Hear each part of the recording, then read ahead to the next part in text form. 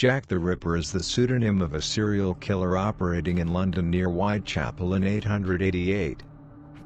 In the mid-19th century, London's population grew rapidly due to the influx of Irish immigrants and Jewish refugees from Russia.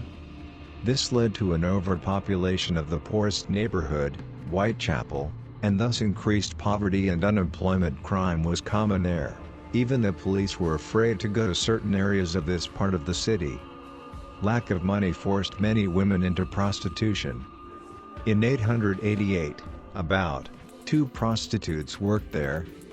Social inequalities were also the cause of numerous demonstrations. Whitechapel was seen as a place of moral decline. 11 murders are attributed to Jack the Ripper, but it is believed that half of the victims were killed by his follower. 5 of them are known as the Canonical Five and are commonly considered to be committed by one Ma, and called Jack the Ripper. The victims were usually prostitutes. Jack the Ripper killed by cutting throat. Some of the victims had abdominal wounds and had their internal organs cut. In September and October 888, the press began receiving letters from someone claiming to be the murderer. One of them, called the From Hell letter, contained a fragment of a human kidney. The content of the letter implied that the author had eaten the other part of the kidney, so the killer was probably also a cannibal. The media publicized the matter more and more, spreading a general panic. The brutality of the murders and numerous articles made Jack the Ripper one of the most popular murderers in mass culture. As a result of the investigation, over 2 people were questioned and about 8 suspects were arrested, but the perpetrator was never caught. The term Ripperology has been coined for research into this matter. The Canonical Five of Jack the Ripper's victims. All the murders occurred in the early morning of the weekend, at the beginning or end of the month. Each subsequent murder was more brutal than the previous one. The number of wounds on the victims' bodies increased. Mary Ann Nicholas was found dead on August 3, 888 at 3:04 a.m. on Bucks Row by a coachman. Her throat was slashed twice and a long and deep gash was found on her stomach. Annie Chapman was found at 8 a.m. by a porter on September 8, 888.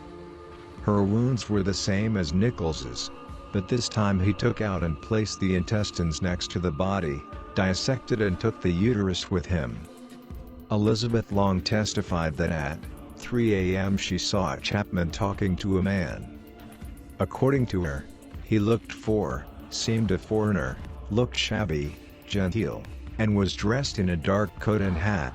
Elizabeth Treaty and Catherine Eddowes were killed on September 3, 888. The still warm corpse of Treaty was found by Louis Deems Hoots. Apart from the characteristic throat cut, she had no other wounds that would point to Jack the Ripper, but it is possible that he was scared off, which prevented him from mutilating the corpse. Israel Schwartz testified that around 2:04 in the night he saw a woman talking to a man who after a while pounced on her and fell to the ground. Upon arriving at the morgue, Schwartz recognized the woman as Elizabeth Treaty. Catherine Eddowes also died that same night. Joseph Lawand and 2 friends walking through Mitre Square noticed a woman later identified as Ed was talking to a man. Lawand described him as 3 years old, with a mustache and fair complexion. In the same place, her body was found by a policeman at 4 a.m. Jack the Ripper cut her throat, cut her face, cut open her abdomen, took out the intestines, and removed part of the uterus and left kidney. Around 3 a.m. in the gate of one of the tenement houses, a fragment of the bloodied Eddowes' apron was found and above it the inscription Jews are people who will not be blamed for anything. Or Jews are not people who will not be blamed for anything. Mary Jane Kelly died on November 9, 888. At 4 a.m. Thomas Boyer came to her apartment to collect the rent. Since no one answered the knock, he peered in through the window. He noticed the severely mutilated corpse of the woman lying on the bed. Kelly had her throat slashed, the skin and muscles of the front of her torso removed, and the organs removed from her body were placed around her. The heart could not be found. The perpetrator probably took it with him. The woman's body was so massacred that her boyfriend recognized her only by the ears. The strangest thing is that witnesses testified that they saw Kelly alive around 8:03, and, which is a few hours after her death, and were sure they were right. Mary Jane Kelly is believed to be Jack the Ripper's last victim.